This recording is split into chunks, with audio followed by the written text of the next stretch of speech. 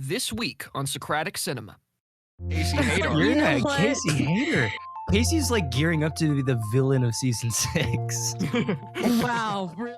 Wow. You paid for that college education, didn't you? Yeah, some of us do more than make like card games, but Well, yeah. Wow. that was a joke. That was a joke. Nationally recognized.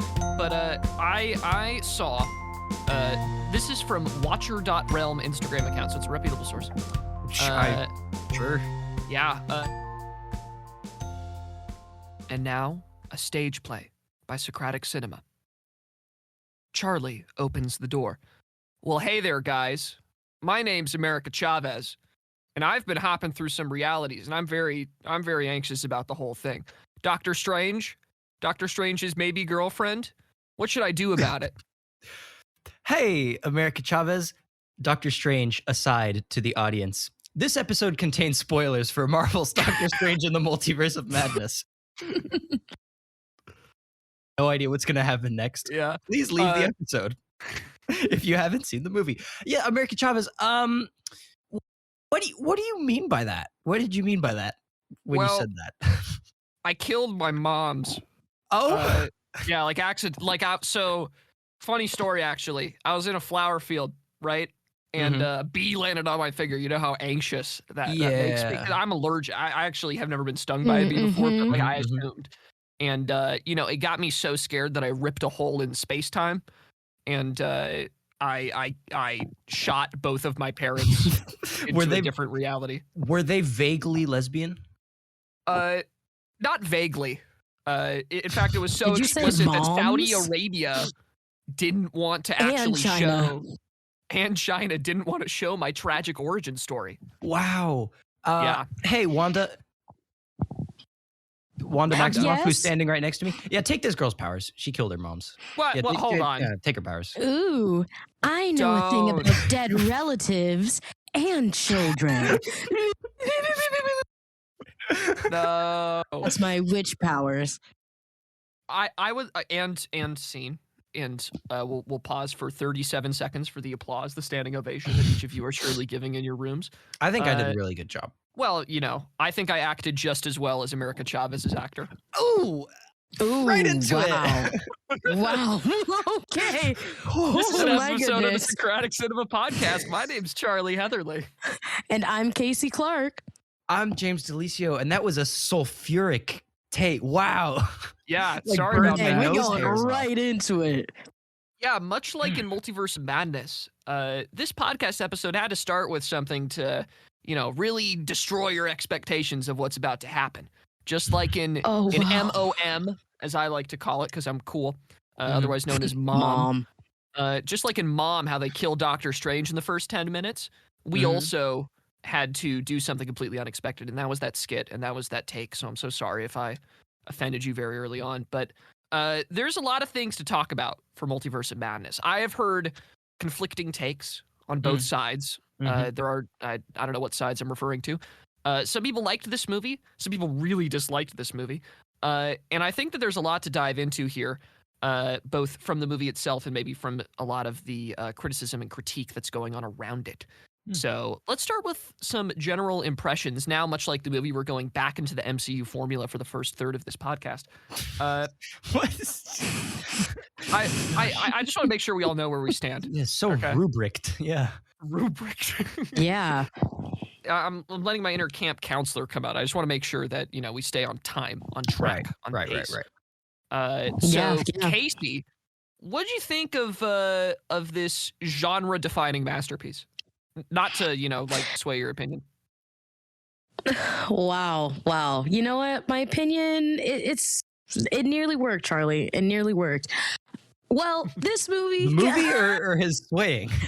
This film, this experience, it's not as bad as people are saying, but it's not good either, okay? I feel like the way, we waited so long for this. A long time, not like Black Widow long, but like this, we were waiting. We were waiting. it was like kind of on the tail end of like the COVID movies, whereas like I've been seeing trailers just a little bit for just a little bit too long, you know, like why can we pick it up? Feihe, like yeah. Didn't the first trailer come out like after No Way Home, which was 5 months ago? I don't know, man. It still feels like a long time. El Bozo, okay? take revoke, continue, but look at Mr. Fact Checker here. Are you kidding? Source. Hey, actually, the release date for Multiverse of Madness. Source, Kasey. Okay, source. fine. You know what? Pull up the source then. What I'm saying is that this movie it had a lot of hype. It took a decent amount of time to come out, and then it was okay. It was meh. The performances, it was okay. It was like, would I see it again? Would I pay the $16 to see it again in theaters? No, I wouldn't. Wow. I saw it for like $7. So, okay.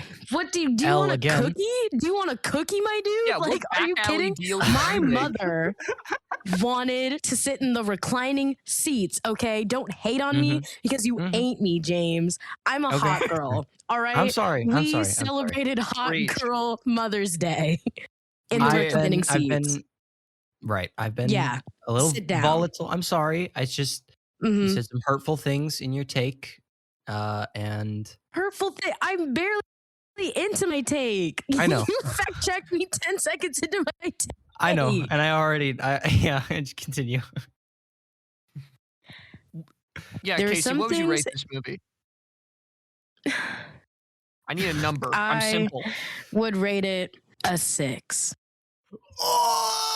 Whoa!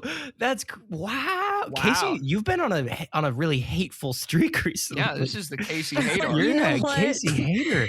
Casey's like gearing up to be the villain of season 6. Wow, really? I'm gearing up to be Wanda. This is my Wanda arc, yeah. James and I are both more annoying versions of Doctor Strange, and we have pushed her to the edge. Yeah, I'm at my breaking point. Yeah. Anyways, am I going to be able to talk about why it's a 6, James? Maybe. Depends on what you say. Say it, Kasey. I feel like this movie was a movie, and I watched, before watching this movie, all of the What If episodes that you need to watch. And then also I watched Drag Me to Hell, which was Sam Raimi's like horror, like one of his kind of like, it's ironic horror, like it's funny, but it's also like, scary, jump scares, all that stuff. And this movie, there's some parts of it where it's like, it's ironic horror, and it's done really well. And there are other times where it is incredibly corny, and I just could not get into it. And I felt like the tone was a bit off for the majority of the movie. I felt like the focus was a bit off for the majority of the movie. And yeah, that's pretty much why I gave it a 6. Sure. Yeah, sure. James, your rebuttal? Oh, I don't want to listen. I'm not in the business of rebuttals. Oh, okay. I'm not. Yeah, I just all you do. I spread love. What is it? What did Will Smith say? Like, everything I do is to protect my family. We're not doing that. We are not doing that. James is being a Will Smith right now. This is so true. Listen. What I want to say is, like, completely serious. Bits aside, I totally do not blame people who didn't like this movie. Like, if people are like, it wasn't what I wanted, it wasn't what I was expecting it to be, I didn't like the tone or how corny some of it was, I'm like, yeah, that makes sense. I think this is a very polarizing movie, and I think that totally like adds up. I personally, going into the movie, I didn't really get on the hype train.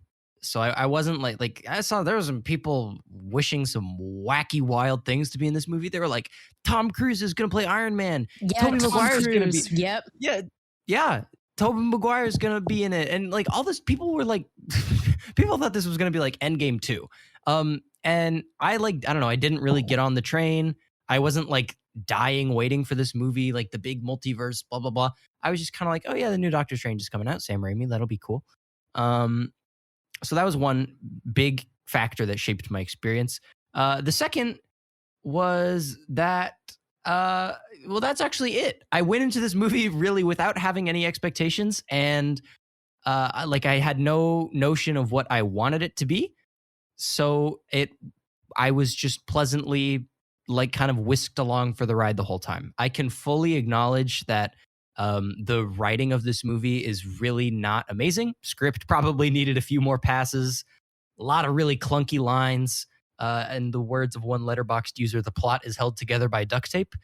But I just had so much fun the whole time that I don't care. I was grinning ear to ear every time there was some completely goofy crossfade montage.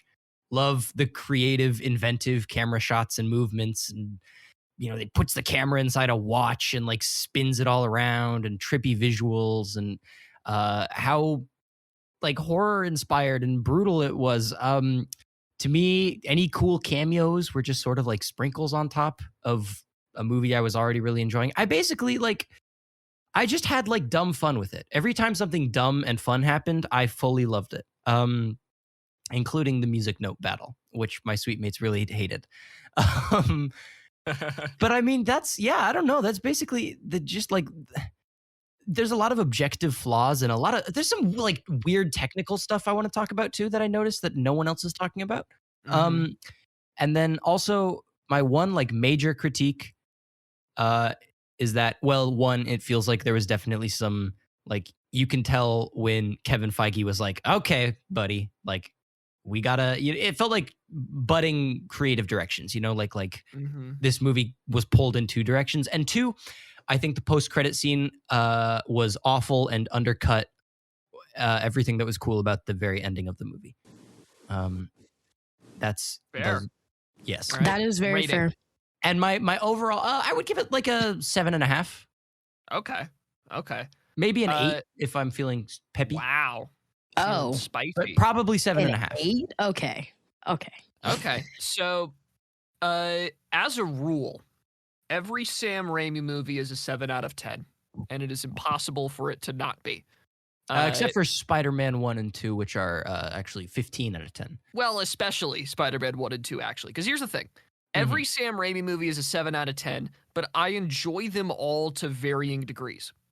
Because I think that Sam Raimi is one of the most fun directors currently working. He just has a lot of weird and wacky ideas, and he doesn't really care about getting the execution like exactly right. And you end up getting something that feels very hokey in some parts, which is definitely true with Doctor Strange Mom, Multiverse of Madness again. Yeah, Mommy versus Mom. Yeah. Yeah, versus Mommy. Kasey liked that one. That was hilarious. It's definitely very true with Doctor Strange Mom. In that you get some parts of the movie that feel very cheesy. You get some parts of the movie that feel very Marvel quippy. You get some parts of the movie that are like actually terrifying horror, really awesome. And it all blends together, and it ends up being an imbalanced experience that I ended up enjoying quite a bit. But if I had to rate it as a movie, it's still got to be a 7 out of 10. I think specifically some of the things that I found fault with in the movie, and also some of the things that I enjoyed, were all around. It seems like the script has the insane ability to turn great actors into bad performers. Yeah. Even someone like Elizabeth Olsen, who's phenomenal as Scarlet Witch typically, I felt like didn't really nail it this time. I read one article that said that she deserves an Oscar for this, which is perhaps the stupidest take that has ever been dropped. Yeah. Benedict Cumberbatch felt inept for a lot of it too. But I think my least favorite actor was whoever played America Chavez. I mean, that was out of a student film. I can't believe they cast her. Okay, wow. I mean, she wasn't like amazing, but I don't know that I ever like watched a scene and was like, that was bad. I think I'd blame the script more than the actors. I would definitely blame the script a lot, but I think that also the actor didn't like save it.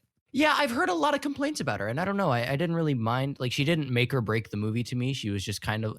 I feel bad because they kind of treated her character more like an object than Yeah, a like a MacGuffin. character. Yeah, she was like a tool, which was very like disappointing a little. It's Yeah, like America Chavez is super lame in this and movie. they hinted at in the like comic she isn't, and that's what yeah, sucks. she's so cool. Like, She's awesome. so cool, and they just really did not flesh out her character. They really did treat her like an object, and that's sad.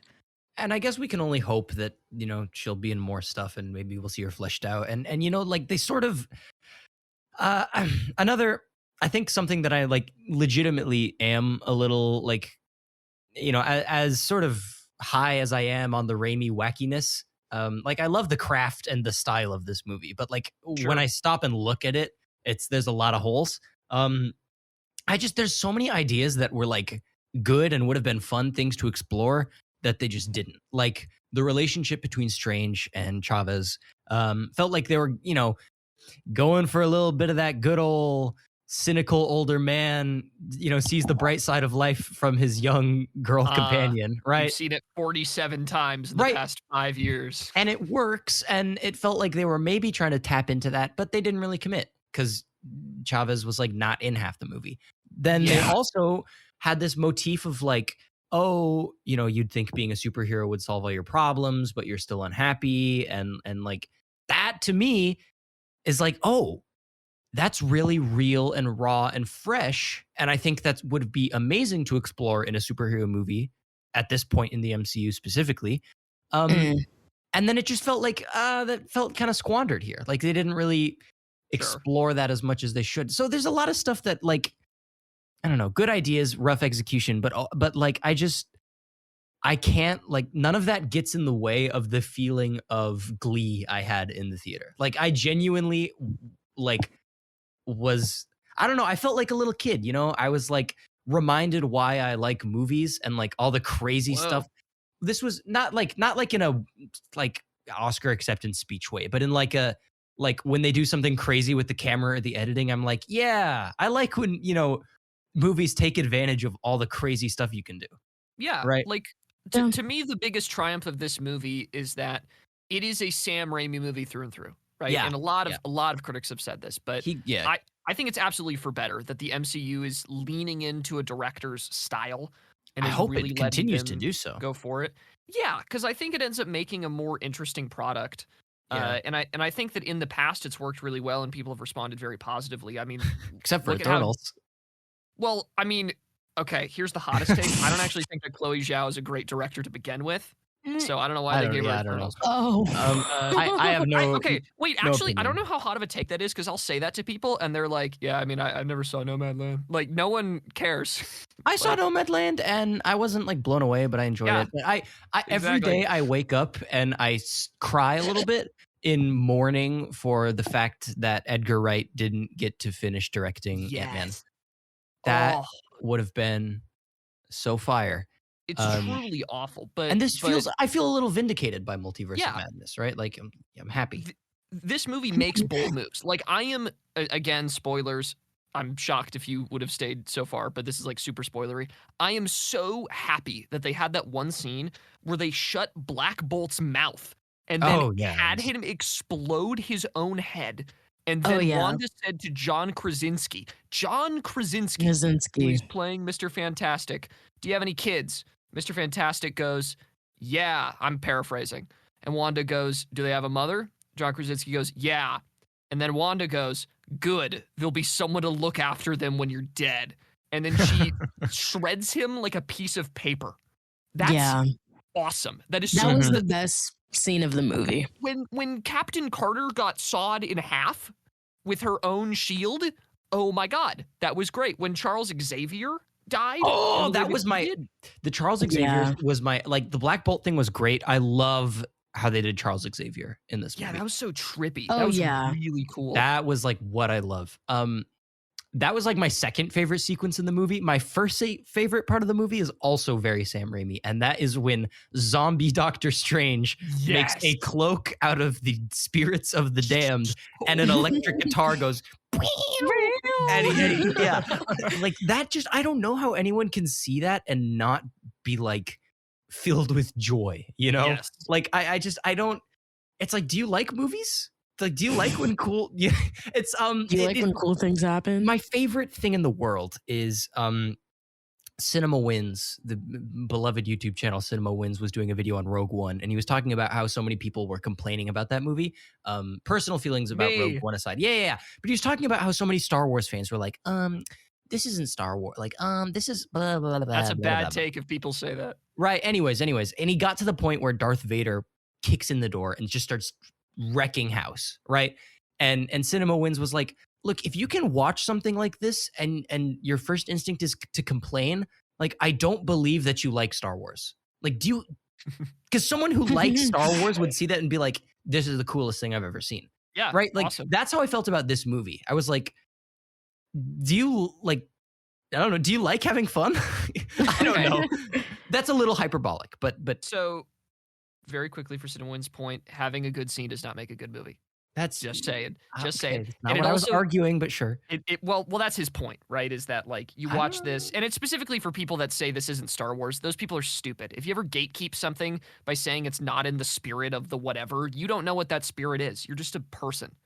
Like you're not the guy. You're not George Lucas. Like who are you talking about? We're all But- just some guys.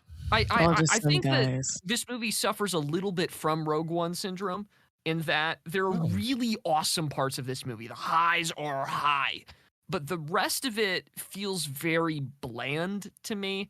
The first third of the movie, especially, like all the way up until really they get to the Illuminati, like that world, feels incredibly formulaic and not interesting and even rushed, actually. Like the fact that Wanda assaults whatever the name of the temple is, it's like on the tip of my tongue, but I can't quite remember it. Kamartage, I think. Yeah, so- Comatage, yeah. I'm gonna call it Taj. Yeah, the- yeah. The fact that Wanda assaults Taj so early in the film feels really out of place. And like at that point in the movie, I was like, this is going at a rip roaring pace. And then we slow down to a really badly CGI'd Illuminati world for a little bit. And then when the Illuminati shows up, we actually get some interesting stuff. So definitely parts of this movie I really do not want to see again. And I think that the way I'll experience this movie in the future is through highlights of like, this is that scene played on YouTube. It's like a 5-minute video. But I enjoyed myself in the theater. Like I laughed and was like clapping when I saw the Cloak of the Damned come out. Yeah. Like so cool. I want to buy that action figure. Like please get me a Giants figurine. Giants, a wonderful statuette company. Of that. It's so cool. I think But- yeah. I think this movie it suffers from a lot of problems, but I think what makes me happy is that it doesn't suffer from MCU problems. Like this movie doesn't feel plagued by what I think are some things that for a lot of people plague so many MCU movies today. Like this movie didn't suffer from quip overload to me. It honestly didn't even suffer from like, let's jam as many cameos into me. Like these cameos didn't feel obnoxious or like they overstayed their welcome. I think it was sort of aware that these were going to be like small things. And it also didn't feel like it suffered from gray CGI monster at the end. Like it had problems, but at least they were like different problems, I guess. If that makes sense at all. It does make sense, but I feel like it tracks because it is a stylistic movie. So like if you move away from the like it's within the MCU, but it's one of the more stylistic movies of the MCU, so it suffers from the problems of it being stylistic, not necessarily it being like MCU formula baby stuff. Yeah. But I don't know, like do we think like so would you say that it's suffering from those problems are better? Like is that like that's what you're saying? Like it's better that they suffer from those problems versus the other problems? I'm going to say yes. And first things first, I don't think this movie's problems are because it's stylistic. I think this movie could have had all the Sam Raimi style and none of the crappy plot issues. Like But I think that's Sam Raimi's style. His style is that it's hokey. Is kind of hokey. Like hokey, listen. Hokey's not an issue to me. I think having the whole movie revolve around a chase for a mystical book of magic and evil is lazy. I think Wanda basically instantly going from, grief-ridden mother to remorseless evil witch is lazy. Like, I think those are problems that you can fix while still having camp, and because I like camp. Like, I think camp is important to this movie and I enjoyed it.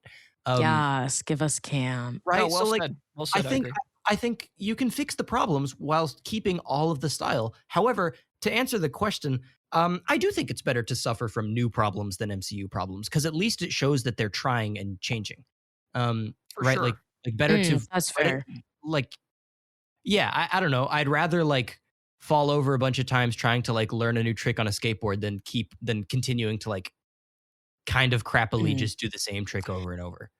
And to that, I will raise you another question. So we're starting, or we're within stage 4, and Yes. this movie is setting up like what it's like the main movie that's setting up the multiverse versus looking at all like the smaller like films that we've seen. Well, not films, but the TV shows that are like touching on the multiverse.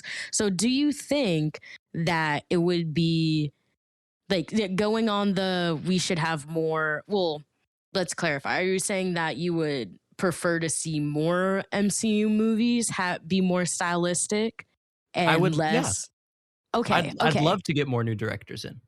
So, on that note, do you think that it's too late to do that when we're in phase 4 of so far? I don't know how many phases they have planned. I but think like they've done 3 phases already, had a complete like resolution climax of their main conflict in the main like part of the MCU initially. Like, we've gone through all the Thanos stuff with all of the formulaic Marvel.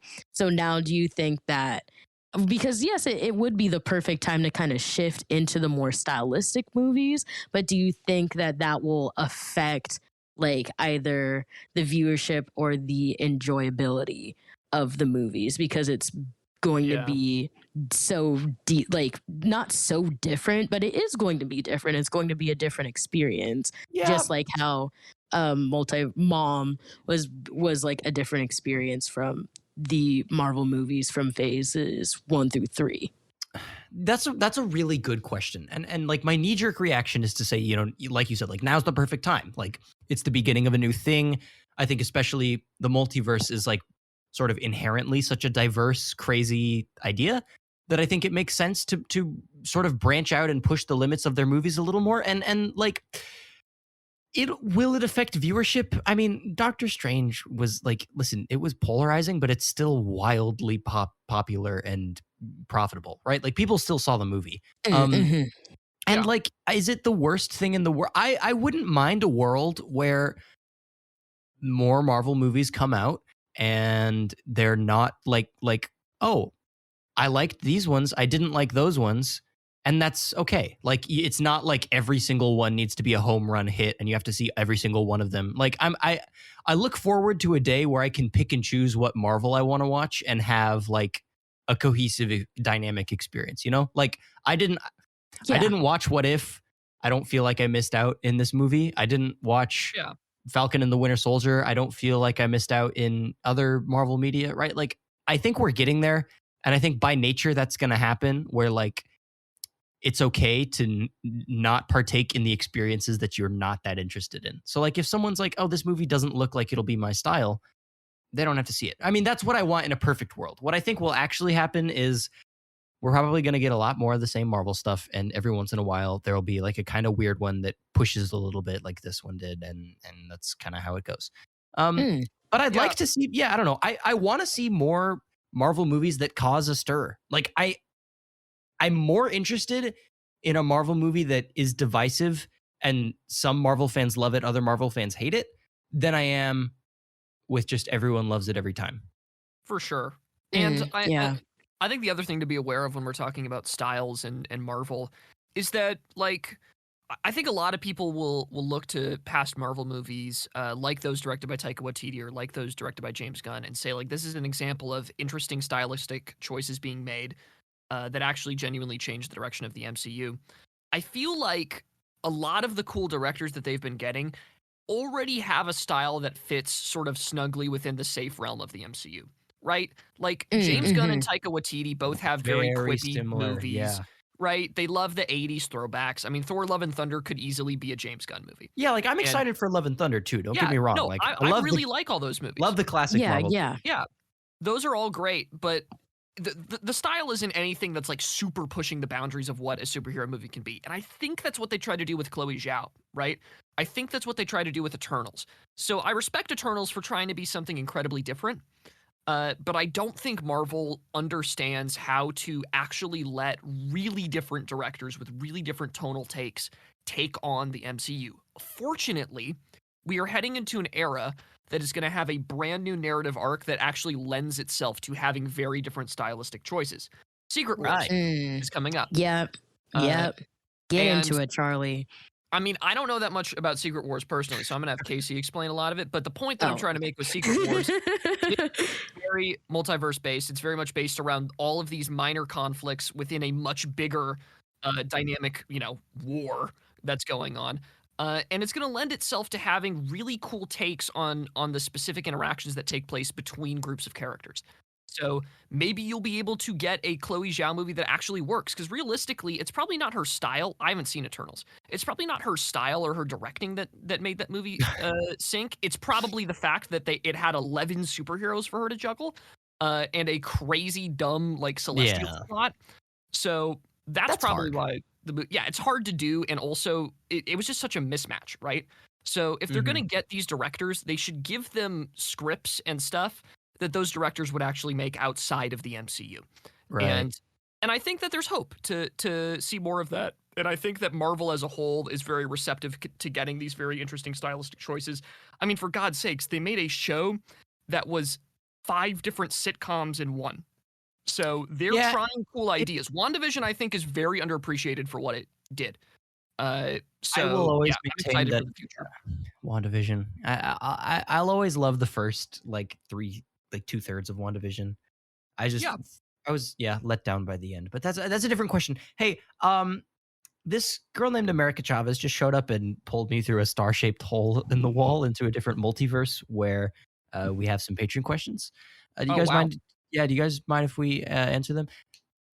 Sure. Yeah, sure. Okay, so I think it's okay if we do. We're at perfectly the halfway point. Welcome to the part of the show where we answer questions from our patrons. These questions come from our patrons who are patrons to our channel, and they became patrons at patreon.com/Socratic Cinema. Have I said the word enough yet? You can become a patron too and have your questions submitted for us to answer by becoming a patron at patreon.com/Socratic Cinema. Without further ado, we have 2 questions to answer today. The first question comes from Christopher Heatherly, who asks, quite topically, who is the strangest movie doctor? Ooh. Wow, I didn't know that was going to be a question that was going to be asked. It's not like we deliberated our answers for half an hour before the episode. Yeah, before the episode. We would mean the entire podcast group and not just James going like, oh my gosh, I'll look so dumb if I don't have an answer. I still don't. I'm going to pull one out of the hat here. Okay, well, Kasey, go first, because I think that you're the only one with a movie doctor, right? Or do you have a TV doctor? I have a TV doctor. Okay, I also have a TV doctor. Sorry, Chris Heatherly. Sorry, Dad. We're expanding the TV doctors. We're expanding the multiverse. Yeah. Oh, that's a good way to. Yeah, good one. All right, Kasey. Yeah, thank you. Pick for strangest doctor. I would have to choose Dr. House MD. That man is certifiably insane. And I would never, he gets the job done, but he be. Yeah, he's a freak. All the over, under, prescription, everything. Like, how is this man not being, I don't know if you can audit a person, but he'll be like, a kid will come in and he'll be like, I have narcolepsy, can you help me? And House will be like, beat him up and light him on fire. No, literally. And then the nurses will be like, House, are you sure? He's like, do it now. And then he's like slow turn with cane popping pills. Like, yeah, it's insane. House is crazy. House is insane. It is great though. He's snarky. It's wonderful. He's also like kind of a horrible person. But he makes up for it because he saves people. And people forget that he's just objectively kind of like... Wow. Just a jerk. Kind of just a jerk, yeah. Who's Wow. who's your doctor, Charlie? Because I found one, and he's from a movie. Wow, okay. Well, mine's actually the best answer. It's everyone's favorite Dr. Doofenshmirtz. That's my Dr. Doofenshmirtz impression. Yes! That's a good answer. Yeah, I mean, as we all know, you can't get stranger than somebody with a balloon friend. With a Balloony? way too well drawn on face. It's scary how accurate it is. Whose parents didn't even attend his own birth. Don't even know how that's physically possible, but happens. I guess. The multiverse does. The multiverse is strange. Things. Yeah, he actually opened up a star portal right as his mom was giving birth, and yikes, went wrong from there. But really, the strangest thing about him is that this guy's just he's got some wacky hair. He's got a weird head. I don't know. I'm not a fan of geometric people. I'll say it. Did you ever hear the fan theory that he was Phineas's dad because of his head shape? Yeah. Really? Yeah. I'm down for that. I like that. And he went on the date with Phineas's mom with Linda. In canon, he dated Phineas's mom. Hey, now. That's a really great pick, Diane. Thank you. Yeah. How about you, James? My favorite movie doctor comes from one of my favorite movies. It comes from a movie we've talked about on the show. Spider-Man. And that is because the strangest movie doctor, Dr. Otto Octavius or Curtis Connors would have been a crazy pick. But for me, the strangest movie doctor is Dr. Newton Geisler from Pacific Rim. Because what other doctor? Oh, that guy, yeah. Because what is Newton. First of all, it's Charlie Day. Second, what other doctor is going to hook their brain up to a kaiju baby brain so he can see what the kaiju are seeing? That's pretty strange. And I just like him. And I think he's a funny little guy. And I also, when I Googled doctor in Pacific Rim, I got a lot of suggestions for Pacific Rim electrophysiology centers near me. So I think I know what I need to do. Yeah. James is about to donate his body to science. What if I walk in there and I'm like, which is your guys' favorite Jaeger? Give me a Jaeger. Like, this is a medical office. Please get out. I was like, Aaron? ? Get out of here. Thank you very much. Jesus Christ. Thank you for laughing, Charlie. You're in too deep. Thank you very much for this wonderful question. The next question comes from Heather and Michael Clark, and this is an interesting one. You could spin this one in a few different ways. The question is essentially, what will it take for you guys to collectively give a movie a 2? And I have an answer. We already know the answer. The answer is the movie has to be Face Off, wherein Kasey and Charlie give it your dirty. Kasey and Charlie give it 10s, and I give it a -16, leading to an average. The crazy thing about Face Off to me, can I rant for a second? Leading to an average answer. Movies.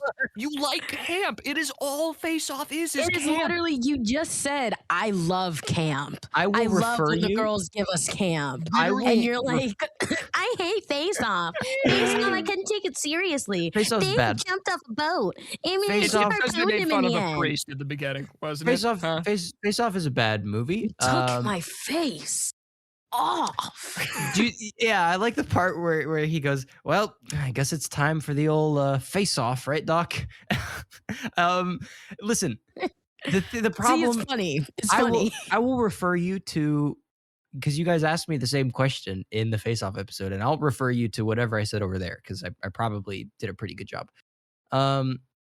No, listen. Yeah, it's Face Off. Really, what would a movie take for us to all give it a 2? I mean, it'd probably have to be obscenely offensive. I mean, for me, a 2 is like it has to be almost irredeemable. It's like there's a scene I liked in it. I think it'd probably have to be well, if I don't know, if it was if it was obscenely offensive, we probably wouldn't even watch it. We'd have to watch it, but genuinely hate it. And Cats. I don't know. Cats, yeah, maybe Cats hate watching it. Cats would have done it. Yeah, Booth. I don't even. That was like before we did ratings. I think but it'd have to be bad, right? Like I don't know. What are some like? Throw out some examples. Yeah. Throw out some criterion. I actually have a new rating system. Oh yes, let's hear it. I want to debut it right now. Mhm. So not at the start of the episode. That'd be ridiculous. But I developed this system with my friends Levi and Will. So a little shout out there. But this, I think, simplifies movies and actually gives us an opportunity to use all of the different points of the rating system. Because I feel like in a 10-point scale, you don't actually use 1s and 2s ever. Yeah, I only use 6 and above. Okay, so here's the rating scale, right? No numbers. It is 5 tiers. I'm going to start from the lowest tier and go up.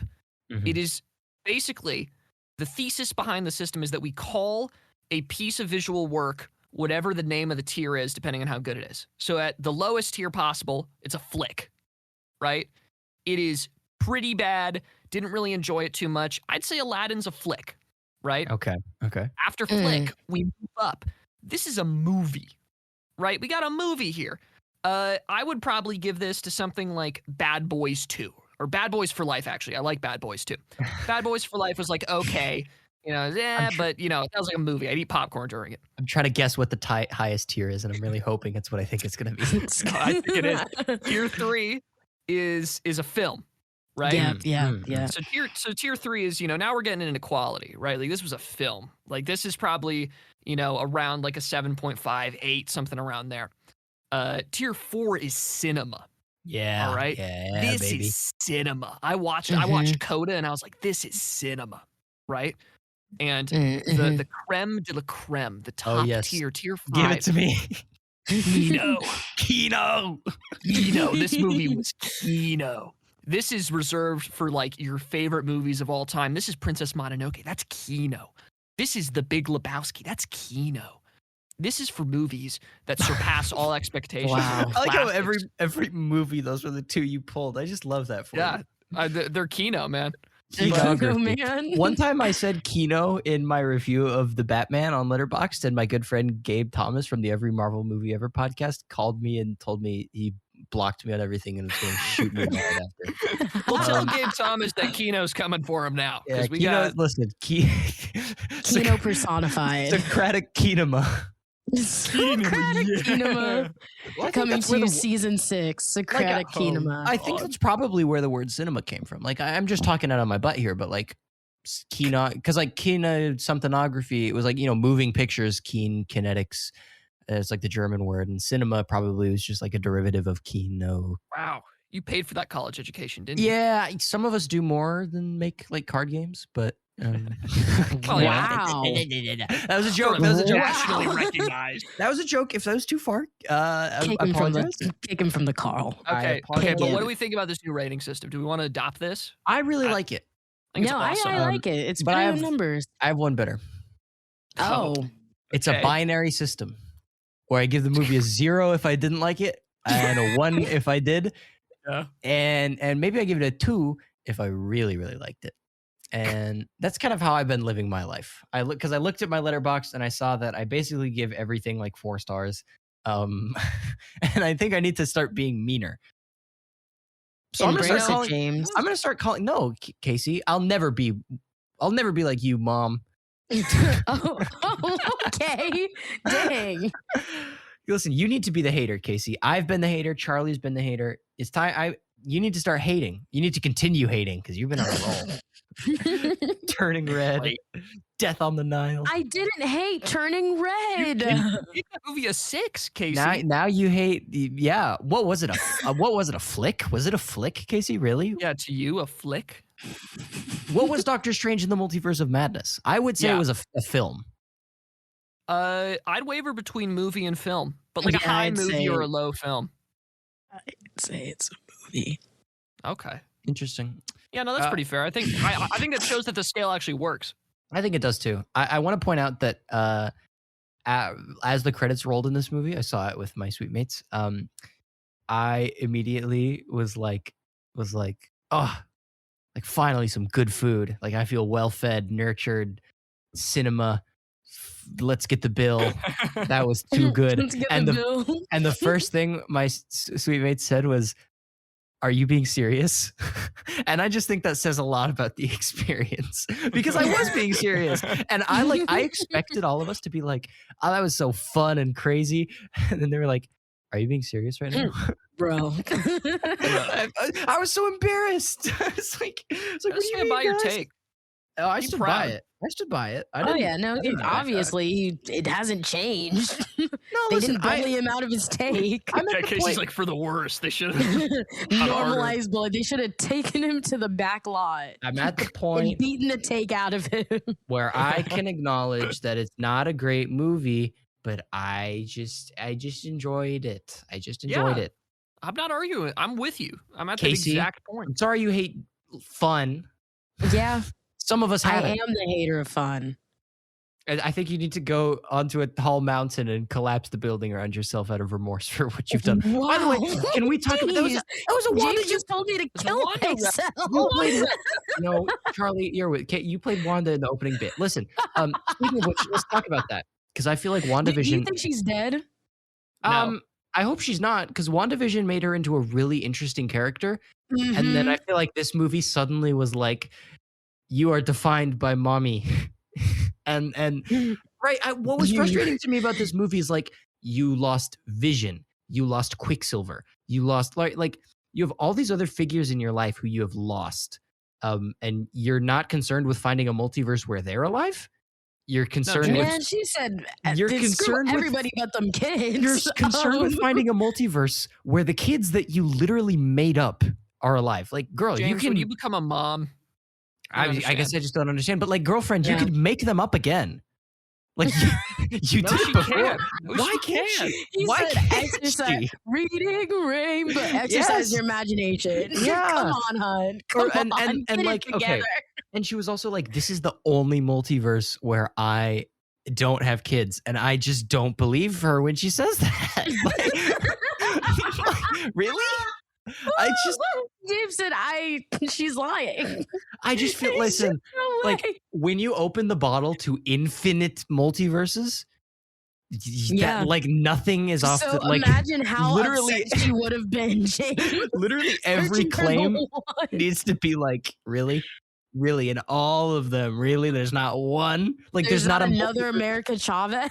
There's not a multiverse where Vision's alive and her kids are alive. Like there's not a multiverse where Right, everything or could even happen but find she didn't Vision. commit crimes. Like it's Find just Vision and make more kids. Are you kidding me? If you don't search for Paul Bettany out here, Okay, but Right. Vision isn't how she made the kids. there isn't a multiverse No, where I Vision's know, a but human and she still. can have human kids with him. There isn't like, listen, Wanda is objectively wrong this whole movie. I love Wanda. I could fix her. But she's so objective. You could fix Wanda. Yeah, James. But she's so Listen. objectively wrong this entire movie. Like every time Doctor Strange was like, "You don't have kids," I'm like, no, "Yeah." literally, she's like, please God, you do not have kids. Like you're so right, Doctor Stephen Strange. It's wow, yeah, just yeah. I did like though how she ate the Illuminati up. She did. Oh yeah, She that was ate him great. up with the When- Carrie throwback too. I'll say, was yeah, like great. this movie That was was much great. more interesting when she was on screen. Like, Yep. Thank you. Yes. She was. This movie was like the best parts were the parts with Wanda. I think like the And then they whole collapsed her at the end. yeah, the whole Illuminati escape sequence thing, like where it's just straight up horror, wonderful. It's really Also- stupid that water is what defeated her. In Is that it? I scene. mean, she's a witch, so Yeah, womp, womp. historical basis. No, what I was gonna say is what I love in this movie that I've been really missing from the MCU that I talked about in the guest episode of every Marvel movie ever that I was on, is that call people by their names, right? Like use the superhero names. I like that. I like when they use the silly superhero names.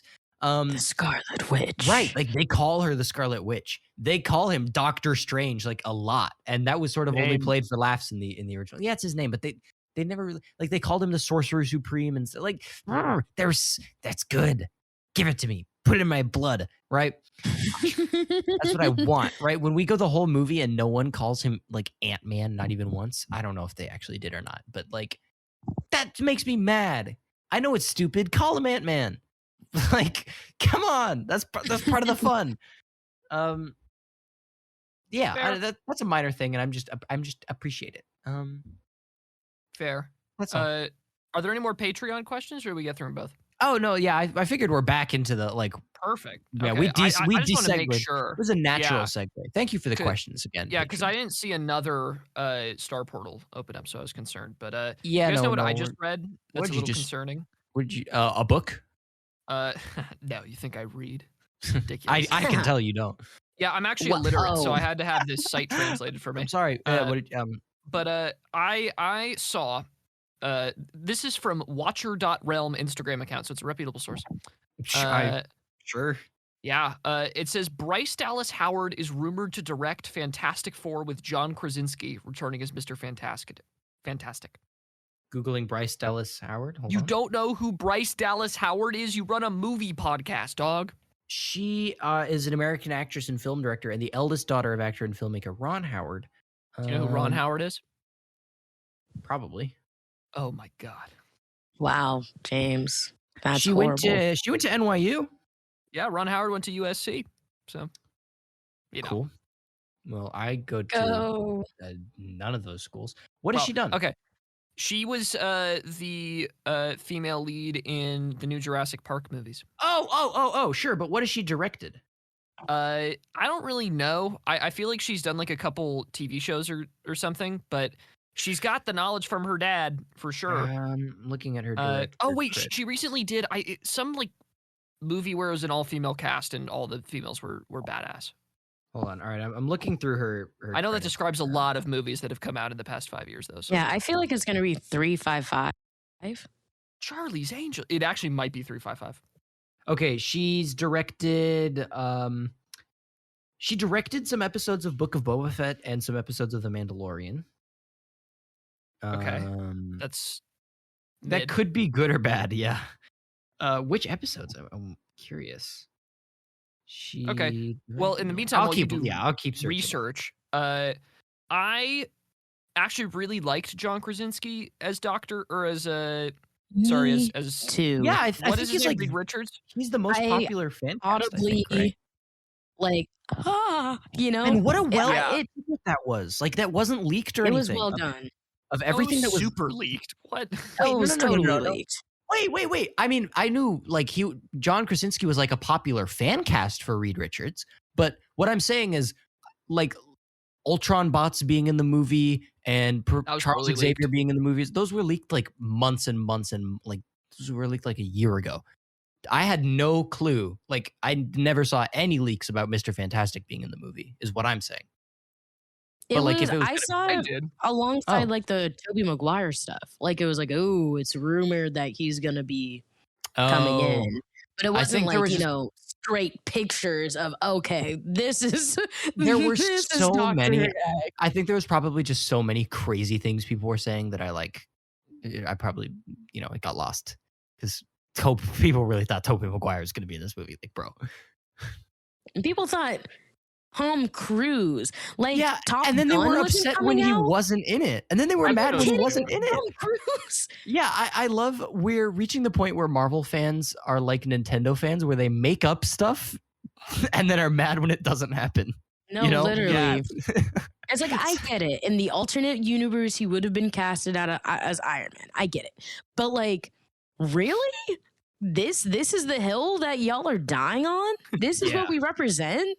Well, and it's This also is for what the we're stupidest doing? thing. Be It's better. so obvious that Monica Rambeau is going to be Captain Marvel. It was Yeah. like so obvious.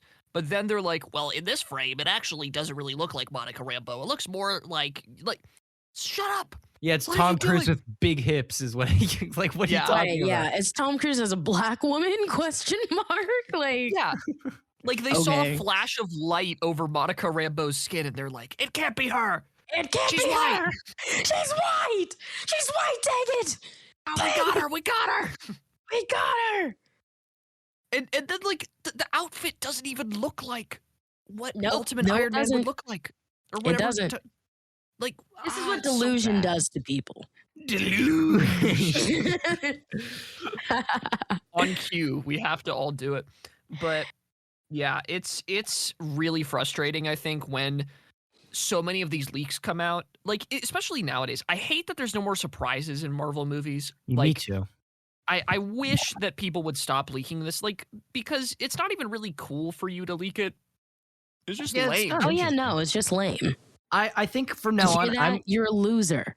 I'm gonna try and learn as little as possible about every Marvel movie before I watch it. Like I don't even care. Like no clue if I was supposed to watch any other movies before it. I'm just gonna walk in, like spawn in the theater and just like whatever happens. You know what? And I feel like that, James, that sentiment, it really just stems from the Marvel fatigue, because we just came off of a decade of having to watch every single thing, watching Agents of S.H.I.E.L.D. in between large blockbuster movies coming out, along with other things. Like, y'all, not that people forget, but when the chronological list came out, where it included everything that Marvel had put out, ridiculous. That was insane. Plus, I mean, not that it didn't make sense without watching it, but like there are certain like which is good. Like there's certain like hints and little nods over here. Like you can get teased about things that are coming, like yada yada yada. Like in Agent Carter, you get teased like, oh, Hydra's not over, da, da, da, da, da. And then it goes straight into Winter Soldier. Like, you know, it's like stuff like that where it's like, oh, that's really cool. But then you sit back and you're like, I watched 2 whole television shows. One was 1 season, but the other is God knows how many seasons, close to Grey's Anatomy freaking seasons, episodes, basically. Like, it's hard, okay? It's hard. So I understand, but I feel like they're trying at least a little bit to do it this, like, this phase, like this new era. But I don't know if it's gonna stick. Agents of S.H.I.E.L.D. has been canceled, so I feel like all of their like little nods are going to be like the Disney Plus shows, which I mean, I'm not mad at. It's a lot more digestible, I think, but also you get people like James who just skip out on certain shows. Listen, I think I'm taking a radical, reasonable position. Because well, it is radical. There was a interview with Feige where he's talking about, okay, well, the last episode of Loki explains everything that's going on, and then you get into WandaVision. You know how much of Loki I watch? And how it's like, I know, everything but the last episode. Yeah. I am choosing. And you were fine. And I'm being a change maker, right? This is change maker. This is a radical choice by me. You're just being stubborn. No. Just don't go on Instagram. Just don't look at any of the spoilers. You can watch. Wait, that's not what I'm saying. I'm saying no. I'm saying me choosing not to watch just random Marvel properties is how I'm protesting. James, when the Loki movie comes out, you're gonna be sorry. I'm probably not. I'm probably gonna go, oh, that was cool. You missed some move on. James, you missed self-set. Yeah, it's fine. It was interesting. I didn't really talk about that. It wasn't interesting. I'm a little sorry to say. How did you tune in for that? Yeah, stop it. Charlie, what were you going to say? I'm a little sorry to say that I sort of agree with James about Marvel TV. Every Marvel show that I have seen has been, if I was to put it on my rating scale, movie. Oh, okay. I'll say I loved Moon Knight. Moon Knight, I think, was far and away the best Marvel show, and I adored it. It's so lame. I liked Moon Knight. The more I think about Moon Knight, the more I'm like, I love Oscar Isaac in that show, and I sort of dislike everything else. I thought it was good. We don't need to talk about that now. We'll talk about that after the show. Yeah, we should be wrapping up here soon. We've been talking about Doctor Strange we should a whole bunch. Dang. Yeah. James, crazy. What? Kasey. What? Calling you guys out for talking on the podcast. Oh, God. I'm sorry. All right, I'll take us home. No, right now. I'll turn this car to the spiel zone right now. Well, one more thing. Yeah. Much like Doctor Strange, this is the ending. Okay. See, bringing back the bit from the beginning of the episode to the very end of it. That's what we call resolution in comedy, James. You should learn it. Oh, you go to learn that in film school? Yeah. Take us home, Charlie. 3,000 well spent, baby. Take us home. What do you have to say? Kasey or me? You were like making a big point about like, let me say one more thing. No, that's my point.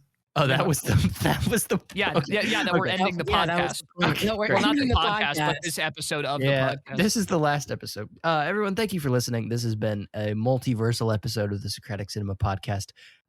If you enjoyed the episode, please feel free to share it with your friends and let us know what you thought in the comments. If you're on YouTube, you can find us on all major podcasting platforms. We do episodes weekly, asterisk, except when we get busy. So stay tuned for that. Lots of fun stuff coming up. Our anniversary episode soon, in just a few weeks. Help us make it great by checking out the form and all our social media bios, or shooting us a question on Twitter. You can find us on Twitter at CinemaSocratic and Instagram at Socratic_cinema. If you want to support monetarily, you can become a patron at patreon.com/Socratic Cinema, where you get access to all sorts of behind-the-scenes perks, monthly newsletters, ask us questions like you saw today. It's great. It's a good time. Thank you once again for listening, and I hope you have a beautiful rest of your day. Get some sleep. Bye-bye. Adios. Bye-bye. Adios.